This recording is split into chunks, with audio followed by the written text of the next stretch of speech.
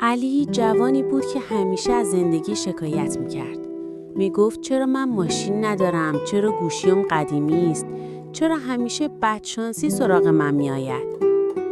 یک روز وقتی از بازار رد میشد، چشمش به یک جفت کفش نو در ویترین افتاد. همون لحظه به کفش‌های کهنه‌اش نگاه کرد و به خودش گفت کاش من هم پول داشتم. علی غمگین و با دلخوری به راهش ادامه داد.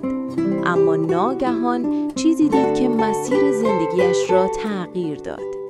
علی ایستاد، به کفش‌های کهنه خودش نگاه کرد. بعد دوباره به آن پسر. قلبش لرزید. فهمید چیزی که دارد چیزی است که خیلی ها آرزو دارند. پاهای سالم برای قدم زدن. از آن روز علی دیگر کمتر شکایت می‌کرد.